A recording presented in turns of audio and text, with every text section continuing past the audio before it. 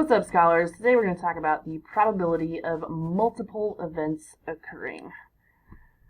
So we could be interested in two things happening together. Probability of A and B means both of those things need to happen.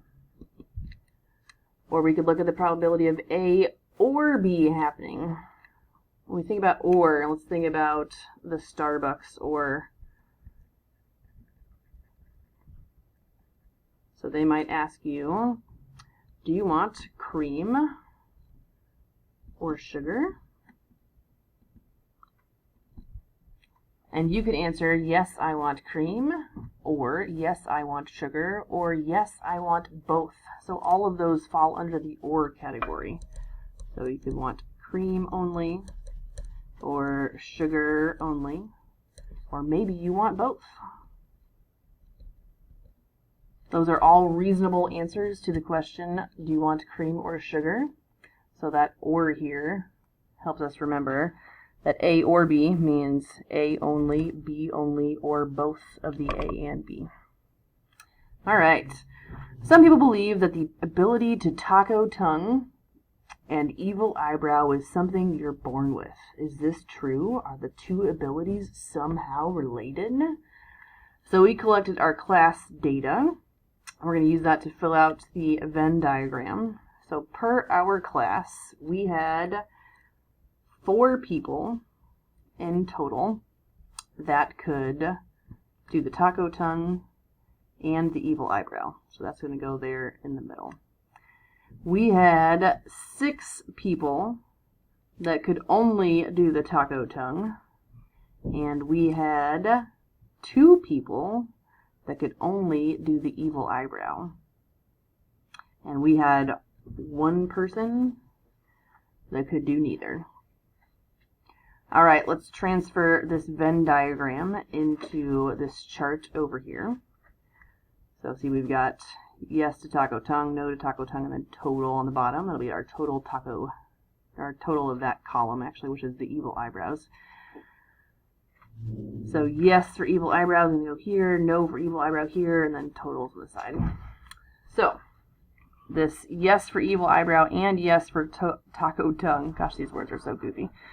That comes from things that are yes in both categories. And where are yes in both categories? Well, they're in the middle. So that guy goes here.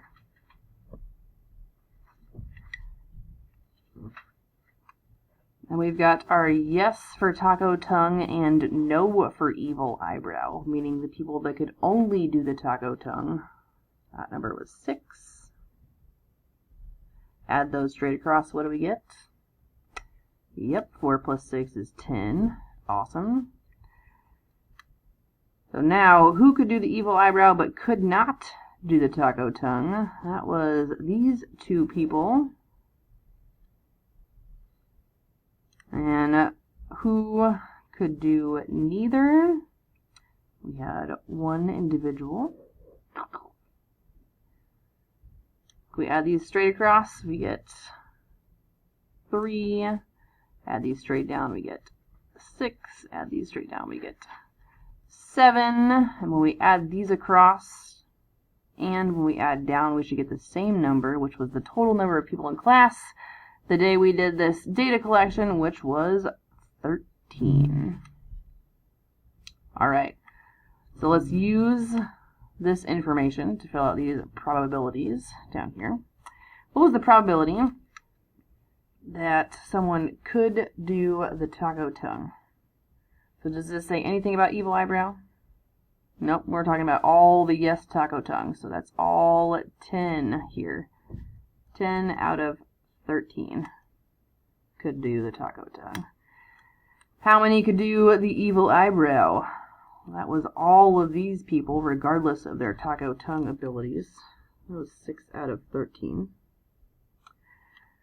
Who could not do the taco tongue? Well, that group here and this one here. So there were 3 total that were not able to taco tongue. And who could not do the evil eyebrow? That's everybody in this column. The no evil eyebrow column. So we got 7 out of 13. Alright, who could do the taco tongue and the evil eyebrow? Well, that was 4 people out of 13. Who could do the evil eyebrow, but they could not do the taco tongue? Yes to evil eyebrow, no to taco tongue was 2. 2 out of 13. How about our yes to taco tongue and no evil eyebrow? Yes, taco tongue, no evil eyebrow, that was 6. And who could do neither? We had 1 out of 13. All right. Looking good. Suppose that we randomly choose a student from class. Find the following probabilities that yes, they could do the evil eyebrow. Well, we already found that. That was right here. That was 6 out of 13. What's the probability that we pick someone random and they could not do the evil eyebrow? That was our 7 out of 13. What's the probability that someone either could do the evil eyebrow or they could not do the evil eyebrow? Well, that sounds like kind of a silly question because either you can do it or you can't do it. So that should cover everybody in the class, right? It does. We add these probabilities together. 6 out of 13 plus 7 out of 13 should give us 13 out of 13, or a probability of 1, which means that's 100% going to happen. Either you can do the evil eyebrow or you can't. We call these events mutually exclusive if you can only fall into one category. Mutually exclusive events. Mutually exclusive events. Cool. All right, let's keep cruising on.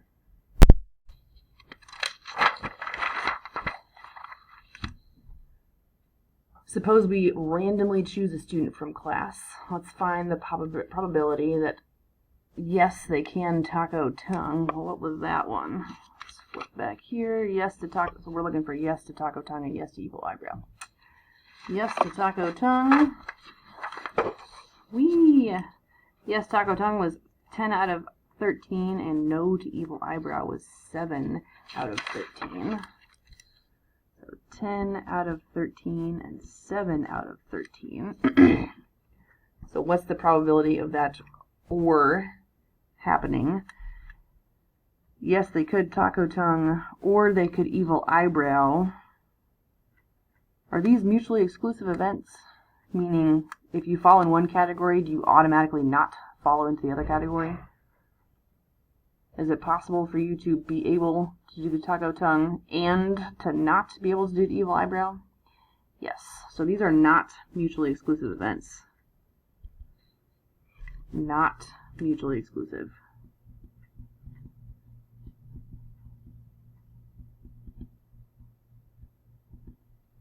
If you fall into one category, in this case, it has no bearing on you falling into the other category. So, to figure this out, we can add these two probabilities together, 10 out of 13 plus 7 out of 13. But we need to subtract off the people that fall into both of these categories. So we're not double dipping, we're not counting them twice. So we want to add the people that can do the taco tongue plus the people that can do the evil eyebrow, and then subtract off the people that fall into both categories so they're not being counted each one. So that was yes to taco tongue, yes to evil eyebrow. What did we say? Yes and yes was 4. Yes and yes was 4. So minus 4 out of 13. And what are we going to get? 10 plus 7 is 17 minus 4.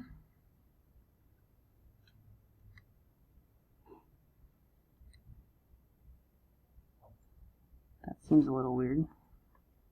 17 minus 4. Let's check. I see what happened. I wrote down 7 out of 13 when it should have been 6 out of 13. Classic example of the answer doesn't make sense, so we should go back and check it. No big deal. Much better. 10 plus 6 is 16. 16 minus 4 is 12 out of 13. 12 out of 13. All right, so let's formally define our mutually exclusive events. We've kind of been talking about them. They are events that cannot occur together. Events that cannot, with an A, occur together. So if you fall in one category, you can't fall into another category, like dogs and cats. So if you're thinking about adopting animals and the probability of adopting,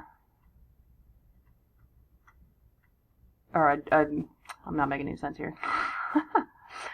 If you are a dog, you cannot also be a cat. So those would be mutually exclusive events. If you fall into the dog category, you're not also a cat. Though some cats think they're dogs and some dogs think they're cats, I get it, but that's not what we're talking about here.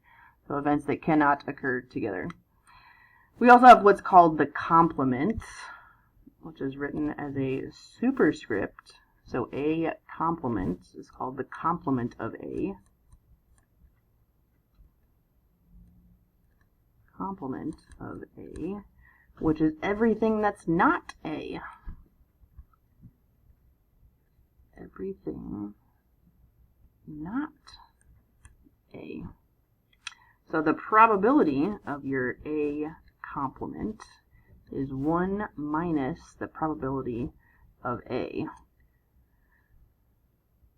which is the same thing as saying the probability that A will not happen. Probability that A will not happen. Okay. And then let's summarize what we talked about with our Venn diagram and two-way tables. So let's do the Venn diagram over here. Call this event A, event B. We'll just make up some random numbers so we can make this work. I'll say there's one person that falls into event A and B, 2 that's only in A, 3 that are only in B, and then there are 4 that are outside all of that arena, 4 that don't fall into A or B or A and B. And then our two-way table that went with that, we're going to have A and B and A complement. Remember, everything that's not A, and B complement. Cool. So the number that fall into A and B is 1. The number that fall into A and B complement, A and B complement, meaning everything that's not B. So B really takes up this whole circle. So the only thing that would be A and not B would be 2. How about B and A complement? Well, A is this entire circle. So what is B and A complement? This portion there, so number 3. And what does not fall into B and doesn't fall into A at all? That's that outside number 4. All right, cool. And then our general addition rule for when we want to talk about those OR probabilities, that Starbucks OR, like cream or sugar or both. So the probability of A or B is the probability of A plus the probability of B minus the probability of both of those happening, A and B. We subtract that off because the probability of A includes that middle piece, and the probability of B also includes that middle piece. So we don't want to count those twice. We want to subtract that off to get our actual answer here, probability of A or B. Now, if A and B are mutually exclusive, meaning those events cannot occur together,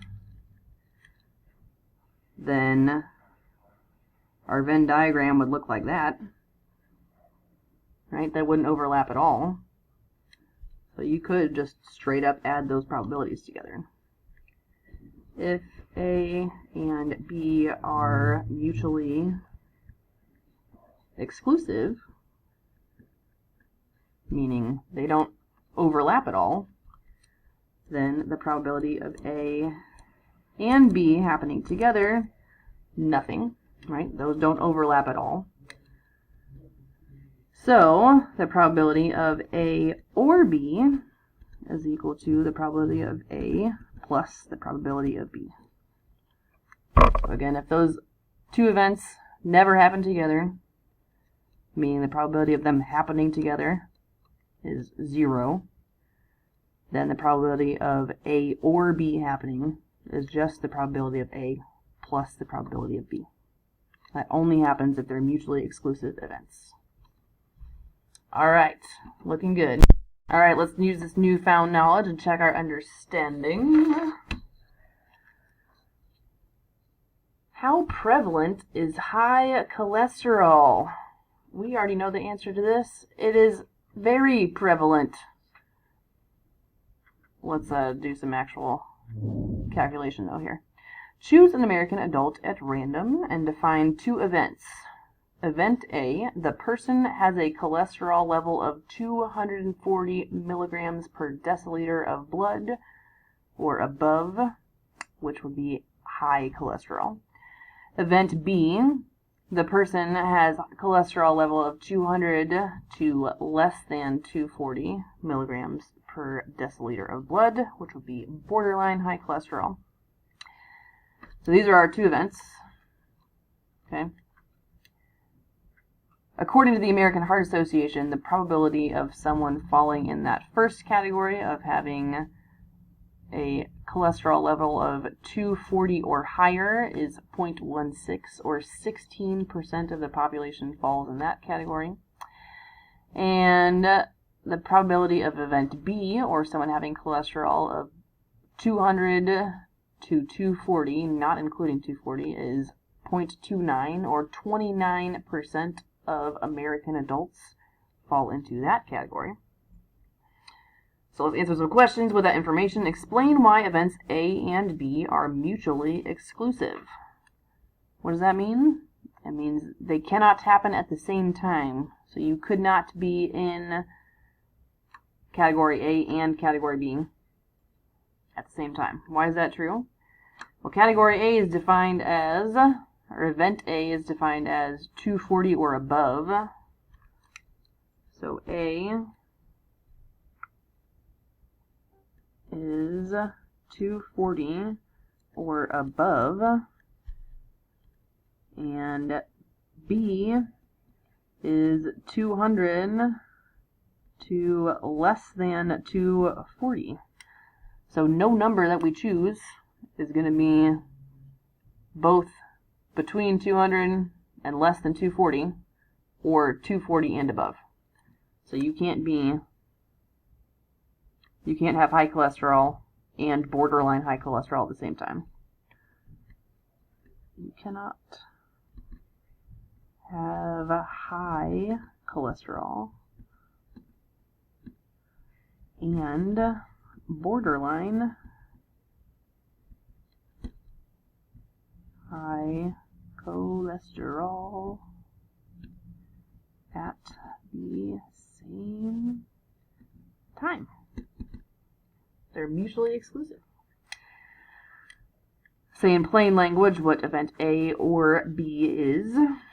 So it's a person that has high cholesterol or they have borderline high cholesterol. A person has high cholesterol or borderline.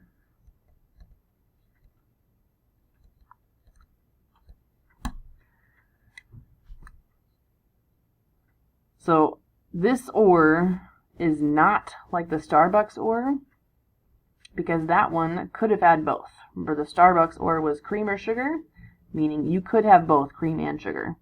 We've already decided that these events are mutually exclusive, so the and part of that is not going to happen. There's no and as part of this or. So let's find the probability of having high cholesterol or borderline cholesterol. So since they're mutually exclusive, A or B is going to be the probability of A plus the probability of B. So 0.16 plus 0.29, add those together, we get 0.45, which means 45% of American adults have borderline or high cholesterol. So it's pretty prevalent. Let's see the event that a person chosen has normal cholesterol, below 200. So they don't have borderline high or high cholesterol. So the probability of C is going to be the complement of A or B. Probability of A or B, the complement. So if you don't have high cholesterol or borderline cholesterol, you'd have normal. So that's going to be 1 minus what we found up there. So 0.55, or 55% of American adults have normal cholesterol. All right, cool. You guys are going to do the check for understanding about chores and allowance on the back. You've got a nice little table here, two-way table showing the number of students who do or do not do chores at home and whether they receive an allowance or not. So that should say at. Our two-way table showing the number of students who do or do not do chores at home and whether they receive an allowance or not. So you're going to answer these 4 questions and show me and get all your points. Keep up the good work, scholars. Love ya. See you next class.